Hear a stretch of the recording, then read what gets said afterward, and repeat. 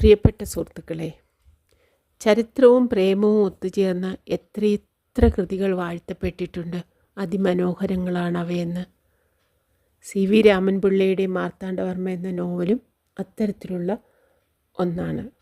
മലയാളത്തിലെ ആദ്യ ചരിത്ര നോവൽ 1891 ഗ്രന്ഥകാരൻ തന്നെ പ്രസിദ്ധീകരിച്ച കൃതി. തിരുവിതാംകൂറിൻ്റെ ചരിത്രം വിവരിക്കുന്ന ചരിത്രാത്മക കാൽപ്പനിക സ്വഭാവമുള്ള പ്രസ്തുത കൃതി അവതരിപ്പിക്കുന്നത് യുവരാജാവായിരുന്ന മാർത്താണ്ഡവർമ്മയെ തിരുവിതാംകൂർ രാജാവാകുന്നതിൽ നിന്നും തടയുന്നതിന് വേണ്ടി പത്മനാഭൻ തമ്പിയും എട്ടുവീട്ടിൽ പിള്ളമാരും പദ്ധതി ഒരുക്കുന്നതും യുവരാജാവിനെ രക്ഷിക്കാൻ വേണ്ടി അനന്തപത്മനാഭനും സുഭദ്രയെയും മാങ്കോയിക്കൽ കുറുപ്പും കൂടി നടപ്പാക്കുന്ന പദ്ധതികളും അവയുടെ പരിണാമങ്ങളുമാണ് നോവലിൽ പരാമർശിക്കപ്പെടുന്നത്. അതിമനോഹരമായൊരു പ്രേമകഥയാണിതിലുള്ളത്. അനന്തപത്മനാഭനും ബാല്യകാല സഖിയായ പാറുക്കുട്ടിയും അവർ തമ്മിൽ അകലുന്നതും അവരുടെ മനോവേദനയും അതിമനോഹരമായി കൃതിയിൽ പറയുന്നുണ്ട്. ഒരുപാട് പരാമർശങ്ങൾ ഏറ്റുവാങ്ങേണ്ടി വന്ന സുഭദ്ര എന്ന കഥാപാത്രത്തിൻ്റെ അവതരണവും അവരുടെ അവസാന കാലവും നമ്മെ നൊമ്പരപ്പെടുത്തും. തിരുവിതാംകൂറിൻ്റെ ചരിത്രം അദ്ദേഹത്തിൻ്റെ തന്നെ ധർമ്മരാജ, രാമരാജ ബഹദൂർ എന്നീ കൃതികളിലും തുടരുന്നുണ്ട്. ഈ 3 കൃതികളും കൂടിയാണ് CVയുടെ നോവൽ ത്രയം എന്നറിയപ്പെടുന്നത്. മാർത്താണ്ഡവർമ്മ മലയാള സാഹിത്യത്തിലെ വിശിഷ്ട കൃതികളിൽ ഒന്നായി കണക്കാക്കപ്പെടുന്നു.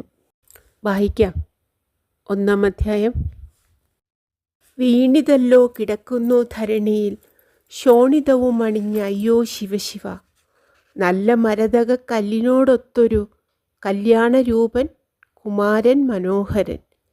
ഈ കഥയുടെ ആരംഭത്തിൽ പ്രസ്താവിക്കപ്പെടുന്ന സംഗതികൾ ഒരു വനപ്രദേശത്താണ് നടന്നത്. വനപ്രദേശം എന്ന് പറഞ്ഞതുകൊണ്ട് ചില്ലീ ചങ്കാരനാഥമണ്ഡിതമായും സിംഹവ്യാക്ര ശല്യാദി മൃഗഗണ നിഷേവിതം ആയും ഉള്ള ഒരു ഘോര ബിപിനം എന്ന് വായനക്കാർ വിചാരിച്ചു പോവരുത്. ചെറുതായ വൃക്ഷങ്ങളും മുൾച്ചെടികളും നിറഞ്ഞ് ജനസഞ്ചാരം അപൂർവമായി മാത്രമുള്ളതുമായ ഒരു ചെറു പ്രദേശമെന്നേ ഗ്രഹിക്കാനുള്ളൂ. വല്ല തടിനികളിലാകട്ടെ ശിലാതലങ്ങളിലാകട്ടെ സുരഭികളായ പുഷ്പങ്ങളാലാകട്ടെ ആ വനം അലങ്കരിക്കപ്പെട്ടിരുന്നില്ല. ഒരാൾ പൊക്കത്തോളം ഉയർന്നു നിൽക്കുന്ന ചില ചെടികൾ ദുർഗന്ധവാഹികളായ പുഷ്പങ്ങളെ കൊണ്ട് പ്രശോഭിതമായും അത്യുന്നതങ്ങളായ ചില വൃക്ഷങ്ങൾ അവിടവിടെ വിന്മയമാർഗത്തോളം പൊങ്ങിയും കാണപ്പെടുന്നത് കൊണ്ടുള്ള രമ്യതയല്ലാതെ ചേതോഹരങ്ങളായ മറ്റ് ലക്ഷണങ്ങൾ യാതൊന്നും തന്നെ ആ വനത്തിൽ ഉണ്ടായിരുന്നില്ല. നെടുതായി വളർന്നു നിൽക്കുന്ന കരിമ്പനക്കൂട്ടങ്ങൾ വല്ല വനദേവതയുടെയും ഘോഷയാത്രയിൽ പിടിക്കപ്പെട്ട പച്ചക്കുടകൾ പോലെ കാണുവാനുണ്ടായിരുന്നു. അന്യവൃക്ഷങ്ങളെയും ചെടികളെയും ആ വനത്തിൽ വാഴിച്ചുകൂടെന്നുള്ള മാത്സര്യം കൊണ്ടെന്ന് തോന്നിക്കും വണ്ണം കള്ളി എന്നുള്ള ഒരു വക മുൾച്ചെടി ഉന്മാദത്തോടുകൂടി കരിമ്പന മുതലായ ഓരോ തരുക്കളെയും വളഞ്ഞ് തിക്കിത്തിരുക്കി നിരോധിച്ചു നിന്നിരുന്നു. നിലത്തിൻ്റെ സ്വഭാവം മേൽപ്പറഞ്ഞ ലക്ഷണങ്ങൾക്ക് ഏറ്റവും യോജിപ്പുള്ളതായിരുന്നു. ചെറിയ പാറകളെയും കൂർത്തുള്ള ചരൽ കല്ലുകളെയും ഒഴികെ ആ കാടിൻ്റെ മധ്യേയുള്ള ഒറ്റയടി പാതയിൽ കൂടി സഞ്ചരിച്ചിട്ടുള്ള ജനങ്ങളുടെ പാദങ്ങൾ വേറൊന്നിനെയും സ്പർശിച്ചിട്ടില്ല. മഴ ചൊരിയുന്ന സമയങ്ങളിലല്ലാതെ മറ്റു കാലങ്ങളിൽ ആ വനത്തിൽ ജലം തീരെ ദുർലഭമായിരുന്നു. കുന്നും കുഴിയും കൊണ്ട് സഞ്ചാരത്തിന് അതിദുർഘടമായ ആ പ്രദേശത്ത് അടുത്തുവെങ്കിൽ എത്ര ബലവാനായ പുരുഷനും ഉടൻ ദാഹവും ക്ഷീണവും ഉണ്ടാകുമായിരുന്നു. വനമെന്നുള്ള നാമധേയത്തെ ധരിക്കുന്നത് കൊണ്ട് പക്ഷി, മൃഗം ഈ വക ജന്തുക്കൾക്ക് ഇരിപ്പിടം നൽകാഞ്ഞാൽ ലോകബോധ്യത്തിന് പോരല്ലോ എന്ന് തോന്നിയിട്ടെന്ന പോലെ കഴുക്, കൂമൻ എന്നീ പറവകൾക്കും കാടൻ, കാട്ടുകുന്നൻ മുതലായ മൃഗങ്ങൾക്കും ആ വനം അഭയമരുളി അവയെ പോറ്റി രക്ഷിച്ചു പോന്നു. നായാട്ടിൽ തൽപരരായ നായന്മാർ ഈ വനത്തെ മാത്രം തങ്ങളുടെ പാദങ്ങളെക്കുറിച്ചുള്ള പ്രതിപത്തി മൂലം ആക്രമിക്കാൻ ആലോചിക്കുക പോലും ചെയ്തിട്ടില്ല. മഹത്തുക്കളുടെ സാമീപ്യമോ സംസർഗമോ കൊണ്ട് നിസ്സാരന്മാരും ചിലപ്പോൾ ഉത്കൃഷ്ടരായി കാണപ്പെടുന്നുണ്ടല്ലോ. എന്നാൽ ഇങ്ങനെയുള്ളവരുടെ പ്രകൃത്യാ ഉള്ള ഹീന സ്വഭാവത്തെ കാണുമ്പോൾ മഹത്തുക്കൾക്ക് ഒരു ഭാവഭേദം സംഭവിച്ചു പോകുകയും ചെയ്യും. ഇതിൻവണ്ണം മേൽപ്പറഞ്ഞ കാട് ഒരു രാത്രിയിൽ പ്രഥമയാമത്തിൽ ചന്ദ്രസ്പർശത്താൽ ശോഭിച്ചിരുന്നുവെങ്കിലും ചെങ്കനൽ നിറത്തോട് ഉയർന്നു വന്ന പൂർണ്ണചന്ദ്രൻ മേൽഭാഗത്തെത്തിയപ്പോഴേക്ക് വിളറി വർണ്ണം പകർന്നു കാണപ്പെടുന്നു. ആകാശവീതിയിൽ സഞ്ചരിക്കുന്ന മേഘശകലങ്ങൾ സത്വരഗതിയെ വിട്ടു മാന്ദ്യത്തെ അവലംബിച്ചിരിക്കുന്നു. എന്തോ ഭയങ്കരമായ കാഴ്ചയാൽ സ്തബ്ധരാക്കപ്പെട്ടതുപോലെ വൃക്ഷലതകളും തങ്ങളുടെ നൃത്തങ്ങളെ വെടിഞ്ഞ് നിശ്ചലരായി നിൽക്കുന്നു. മാരുതനും ഭയാക്രാന്തനായി ശ്വാസോച്ഛ്വാസ രഹിതനായി ചമഞ്ഞിരിക്കുന്നു. രജനിയുടെ സ്തുതി പാഠകന്മാരായ ജംബുക സമൂഹങ്ങൾ മാത്രം അവരുടെ ഉദ്യോഗത്തിൽ ഏതും ഉപേക്ഷ കൂടാതെ രാഗവിസ്താരങ്ങൾ ചെയ്ത് അർദ്ധരാത്രിയുടെ മാഹാത്മ്യത്തെ വാഴ്ത്തുന്നു. ഈ സംഗീതത്തിന് താളമായി നിദ്രാഭംഗം വന്ന് ഭീതി മൂലം അങ്ങോട്ടും ഇങ്ങോട്ടും പറക്കുന്ന പക്ഷികളുടെ ചിറകടികളും കേൾപ്പാനുണ്ട്. യക്ഷിപ്രേതാദികളായ ദേവതകളുടെ വാസഭൂമിയെന്ന് ജനങ്ങളാൽ വിശ്വസിക്കപ്പെട്ടിരുന്ന ഈ വനത്തിലെ പക്ഷികളുടെ നിദ്ര വിധ്വംസനം ചെയ്ത സംഭവം എന്താണെന്ന് ആരായുക തന്നെ. ഈ കാട്ടിൻ്റെ മധ്യത്തിൽ കൂടിയുള്ള മാർഗത്തിൽ ഒരു സ്ഥലത്ത് മുകളിൽ കാണുന്ന ചന്ദ്രൻ്റെ പ്രതിബിംബമോ എന്ന് സംശയിക്കത്തക്കതായ ഒരു ഛായ കാണപ്പെടുന്നു.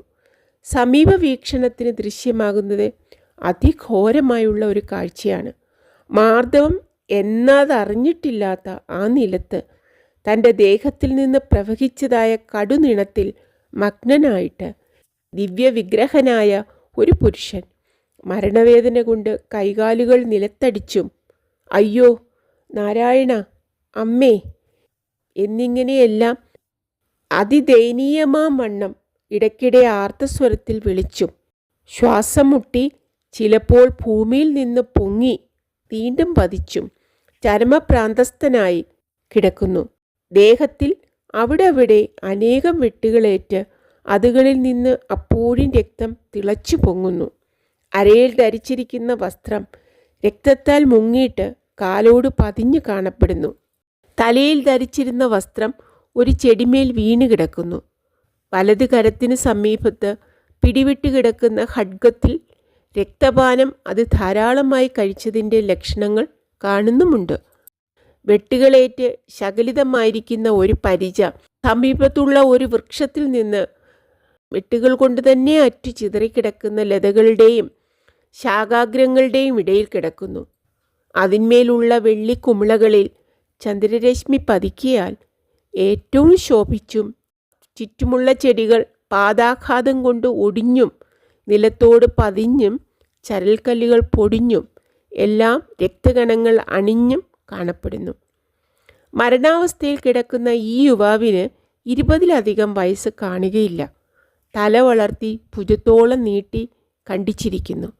വിശാലമായ നെറ്റിയും മഷി അണിഞ്ഞിരിക്കുന്നുവോ എന്ന് തോന്നിപ്പിക്കുന്നതായ കറുപ്പോടു കൂടിയ പുരികങ്ങളും ദന്തത്തിൽ പണി ചെയ്തിട്ടുള്ള ചില വിശേഷ വിഗ്രഹങ്ങളിൽ കാണപ്പെടുന്നത് പോലെയുള്ള നാസികയും കരിമസ്തകം പോലെ വിരിഞ്ഞ മാറും ഒതുങ്ങിയ അരയും നീണ്ടുരുണ്ട് ഖനം പൂണ്ടുള്ള ബാഹുക്കളും അതിമനോഹരമായ വർണ്ണവും കണ്ടാൽ ആൾ അസാരനല്ലെന്ന് പ്രഥമ ദൃഷ്ടിയിൽ തന്നെ ഏവനും ബോധ്യപ്പെടും. ഈ യുവാവിൻ്റെ ശരീരത്തിൽ നിന്ന് പുറത്തേക്കുള്ള രക്തഗതി കുറച്ചു നേരം കൊണ്ട് നിന്നു തുടങ്ങി. കൈകാൽ അനക്കങ്ങൾ ഇടവിട്ടും വളരെ ക്ഷീണത്തിലുമായി. ശ്വാസവും അടങ്ങി. പെട്ടെന്ന് നേത്രങ്ങളൊന്നു തുറന്നു. മരണാവസ്ഥയിലാണെങ്കിലും ആ നേത്രങ്ങളിലെ കരുമിഴികളിൽ നിന്ന് സ്ഫുരിക്കുന്ന തേജസ്സിനെ എങ്ങനെ വർണ്ണിക്കുന്നു? എന്തു പൗരുഷവും പ്രൗഢിയും ഗാംഭീര്യവും ആ മുഖത്ത് ഇപ്പോൾ കളിയാടുന്നു. നവമായി വികസിച്ച പുഷ്പം പോലെ എത്രയും ചേതോഹരനായുള്ള ഈ യുവാവിൻ്റെ നവയൗവനാവസ്ഥയിൽ ഈ മൃതി വന്നുകൂടുന്നത് വിധിയുടെ നിഷ്കരണത്വം കൊണ്ടെന്നല്ലാതെ എന്തു പറയുന്നു? നേത്രങ്ങൾ തുറന്ന് ആകാശത്തോട്ട് നോക്കിയപ്പോൾ തന്നെ അനുഗ്രഹഭാവത്തോടും അനുകമ്പയോടും കടാക്ഷിക്കുന്ന ചന്ദ്രനെ കണ്ട് ഒരു മന്ദഹാസം തൂവുന്നു. എന്തോ തൻ്റെ അഭിമതത്തെ ഉച്ചരിക്കുന്നതിന് ശ്രമിച്ചതിൽ പ് എന്ന അർത്ഥാക്ഷരം മാത്രം കഷ്ടിച്ച് ചുണ്ടുകളിൽ നിന്ന് പുറപ്പെടുന്നു. അതികഠിനമായുള്ള വ്യസനത്തിൻ്റെ സൂചകമായി നേത്രങ്ങളിൽ കണ്ണീർ നിറയുന്നു. മുഖം മുഴുവൻ ഭാവം പകരുകയും മാറിടം വികസിച്ച് അമരുകയും ചെയ്യുന്നു. ഇത്രയും അരനിമിഷങ്ങൾ കൊണ്ട് കഴിഞ്ഞ് നേത്രങ്ങൾ വീണ്ടും അടയുന്നു. സകല ചലനവും നിൽക്കുന്നു.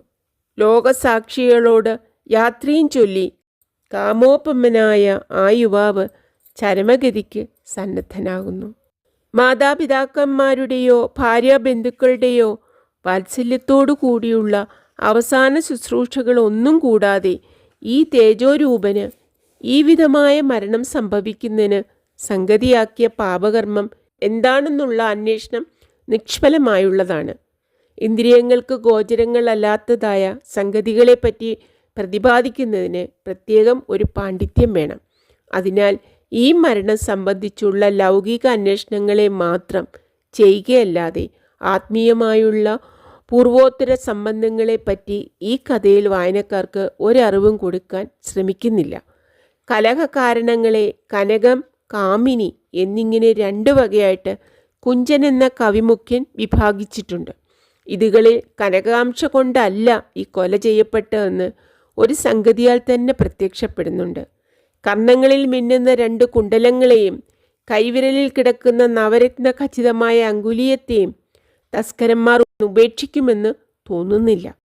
തസ്കരന്മാരുടെ കൃത്യമാണെന്ന് വിചാരിക്കുന്നതിന് ഈ ആക്ഷേപമുള്ളത് കൊണ്ട് ഈ യുവാവിൻ്റെ മരണം കാമിനി മൂലമുണ്ടായ കലഹത്തിൻ്റെ ഫലമെന്ന് തന്നെ ഇതര തെളിവുണ്ടാകുന്നതുവരെ വിചാരിക്കേണ്ടതായിരിക്കുന്നു.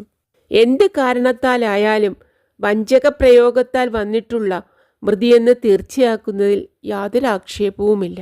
യുവാവ് ശ്വാസോച്ഛ്വാസങ്ങളിൽ നിന്ന് യാതൊരു ചലനവും കൂടാതെ നിശ്ചേഷ്ടനായി കിടപ്പായപ്പോൾ വനത്തിൻ്റെ ഒരു ഭാഗത്തു നിന്നും ചില ശബ്ദങ്ങൾ കേട്ടു തുടങ്ങി.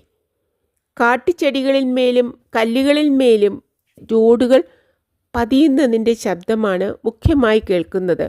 ഘനമായ മനുഷ്യസ്വരങ്ങളും കേൾക്കുന്നുണ്ട്. കാൽപ്പെരുമാറ്റം അടുത്തടുത്തു വരുന്നു. ചെടികളുടെ ഇടയിൽ ചില വർണ്ണഭേദങ്ങൾ ചന്ദ്രികയിൽ കാണപ്പെടുന്നു. വിചിത്ര വസ്ത്രധാരികളായി ആയുധപാണികളായി 4 പേർ ചെടികളെ കൈകൊണ്ട് ഭേദിച്ചും ആവശ്യമുള്ളപ്പോൾ ആയുധങ്ങളെ കൊണ്ട് വെട്ടിയും വഴിയുണ്ടാക്കി. യുവാവിൻ്റെ ശരീരം കിടക്കുന്ന രക്തക്കളത്തിലെത്തി.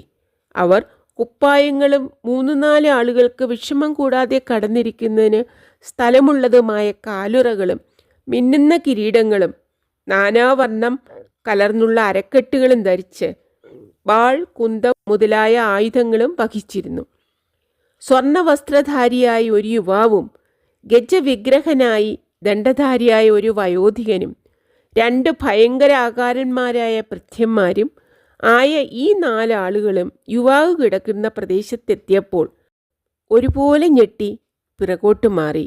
കുറച്ചുനേരം എല്ലാവരും അങ്ങോട്ടും ഇങ്ങോട്ടും നോക്കിക്കൊണ്ട് നിന്നു. പിന്നീട് സ്വർണവസ്ത്രധാരിയായവൻ മരണാവസ്ഥയിലായിരിക്കുന്ന യുവാവിൻ്റെ സമീപത്ത് എന്ന് മുട്ടുകുത്തി കുറേ നേരം സൂക്ഷിച്ചു നോക്കിയിട്ട് വൃദ്ധനോട് എന്തോ പറഞ്ഞു. വൃദ്ധൻ തല കുലുക്കിയതല്ലാതെ ഉത്തരമൊന്നും പറഞ്ഞില്ല. മറ്റയാൾ ഉടനെ വൃദ്ധൻ്റെ സമീപത്ത് ചെന്ന് അപേക്ഷാഭാവത്തിൽ ഓരോന്ന് പറഞ്ഞു.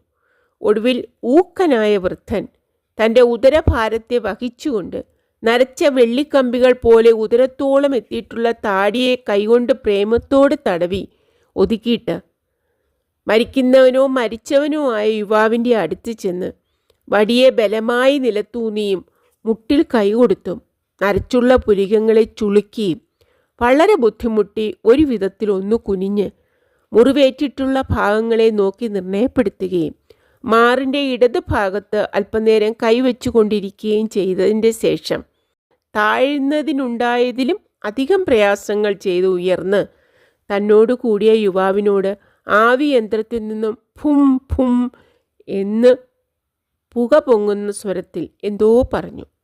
ആ യുവാവ് കിങ്കരന്മാർക്ക് എന്തോ ആജ്ഞ കൊടുത്തു. തങ്ങളുടെ കൈകളിലുണ്ടായിരുന്ന നെടിയ ശൂലങ്ങളെയും അരയിൽ കെട്ടിയിരുന്ന വസ്ത്രങ്ങളെയും കൊണ്ട് ഒരു മഞ്ചലും ഇലകൾ കൊണ്ട് മെത്തയും ദേഹത്തിൽ അവർ ആജ്ഞാനുസരണം ചമച്ചു. സ്വർണവസ്ത്രക്കാരൻ തൻ്റെ കിരീടത്തിന് അലങ്കാരമായി ധരിച്ചിരുന്ന തലക്കെട്ടിനെ അഴിച്ച് ഇലകളുടെ മേൽ വിരിച്ചു. ഉടൻ കിങ്കരന്മാർ ആ യുവാവിൻ്റെ ശരീരത്തെ എടുത്ത് അതിന്മേൽ കിടത്തി തങ്ങളുടെ സ്കന്ധങ്ങളിൽ വഹിച്ചുകൊണ്ട് വന്ന മാർഗത്തിലൂടെ നടന്നു തുടങ്ങി. വൃദ്ധനും യുവാവും പുറകെ യാത്രയായി. ഇവർ യമകിങ്കരന്മാരോ തസ്കരന്മാരോ വല്ല ഭൂതങ്ങളോ വഞ്ചിക്കപ്പെട്ട യുവാവിൻ്റെ വൈരികളോ ആരാണ്? ആർക്കറിയാം? പ്രിയപ്പെട്ട സുഹൃത്തുക്കളെ, എന്താണ് അടുത്ത് സംഭവിച്ചതെന്നും ആരാണ് വഴിയിൽ കിടക്കുന്നതെന്നും നമുക്കറിയണ്ടേ? വേഗം വരാം 2-ാം അധ്യായവുമായി. Thank you so much.